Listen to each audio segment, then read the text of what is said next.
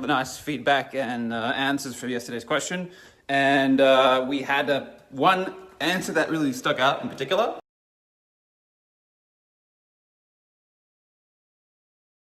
So it appears that some of you guys are experiencing some challenges in building your audience. So in today's mini lesson, I'm going to share a couple of tips to do just that. First and foremost, there's paid growth and organic growth. And for the sake of this particular mini lesson, I'm not going to be talking about paid. You can go and find a Facebook marketing expert or a social media marketing expert that can help you grow your followership. I'm talking about the organic. Second tip, building an audience is less about the audience and more about you. And when you are very clear on what your message is, what your purpose is, what you want to share with the people, you just come on here and share every single day. Valuable content. If you're a florist and you love flowers and floristry, get on here and share and talk and show what you're doing with your flowers. If you love gaming, you get on here and talk and share about your game, or you stream your game and you start being a leader in that space. And here's the truth. If you don't know yourself and you don't know what your purpose is and you don't know what your message is and you don't know really what inspires you, then you won't have a clear, concise, powerful, inspiring, enthusiastic message to share with the people, and no one will follow you. Which brings me to tip 3, which is to be the light. Be a beacon of light for your people, and people will naturally flock to you and come to you.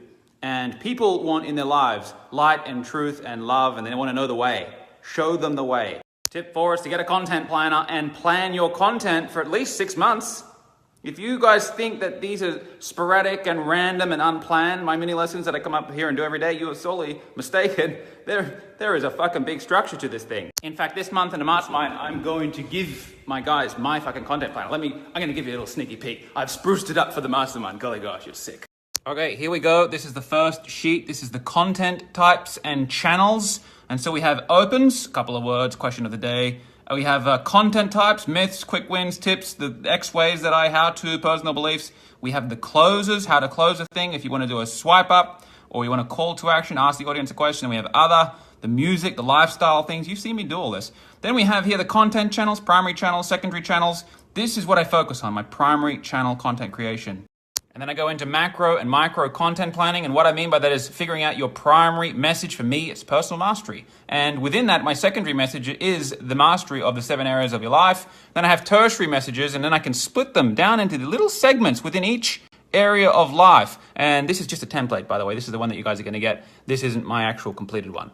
And then over here in the micro content planner, all of your topics will be listed out in alphabetical order, and you can go into the specifics. And what type of content do you want to build on this topic? Do you want to talk about the myths, the wins, the tips, the way I do things, the how-tos, the personal beliefs, the stories? And by the way, just at this point of the journey, you could have thousands of bits of individual high-value content, and this will go for years, not assuming you're going to get any questions back from the audience to build new content pieces, like what I'm doing right this instant. Then we have the diary, and this is where you literally book it in. And the green, obviously, is where we're up to. Right now, we're on the 12th, so anything that's not green is where we're up to today. And this is where you literally put it in your 3 primary channels, the content, the notes and links. I've done that thing, and you can check it off, and you can literally keep up to date with your content every single day. You can plan it out ahead of time. And then finally, I'm going to give you guys my secret sauce, the content polarizer. And I probably wouldn't give this to the public, but if you remember back to the 8 sins, I have a very powerful strategy to exploit the 8 sins in people, to go and polarize them in a way that makes your message very captivating. Which brings me over to tip 5, which is to polarize your audience. And some of you guys watching this I know are very wise. And I define wisdom as the speed at which you see 2 sides of an event and have non-judgment. And that poses an issue when you want to go and speak. Because at extreme levels of wisdom, the wisdom of the sage, you'll realize that there is nothing to say. So you'll have a closed mouth and an open heart, and you'll just be graced by the perfection of what is as it is, and you won't be talking. And that can pose an issue if you're trying to build an audience. So I know I'm only speaking to a handful of you right now, but this is when I love the quote from Khalil Gibran, who said, "Let not your student into the house of your wisdom, but rather meet them at the threshold of their own awareness." It means you need to polarize your shit a little bit so that your message can be heard. And that has been one of my major secrets to building my organic followership the way I have. And because could you imagine if I was here every day saying, yes, the universe is balanced and perfect and divine, and there is nothing to change, and all is well, and it's all perfect, and there is nothing to judge. And this brings me to my very final tip, which is that the denser you go in your message, and the more polarized you are, the more that you're going to have people who stick to you because they love your message, and the more that you're going to breed the opposite through the law of heuristic escalation, and you're going to have the people who are your antiparticles, the people who hate you. These are the haters. These are the haters, these are the lovers. And if you can't stomach this side of it, you'll stop. So going down the scale is a more polarized message, and this is where you can reach the masses. And going up the scale is a more synthesized message, a wiser message, but you're only appealing to 1 in a million at the top. And the denser you go, the more masses you can reach. You have more praise here, more reprimand here. And it's the reprimand that gets people. Usually people can stomach a fair bit of praise, but this part of it kind of can hurt. And if you look closely, these will always be balanced. But as the numbers of people who hate you start to stack up, people just cap out.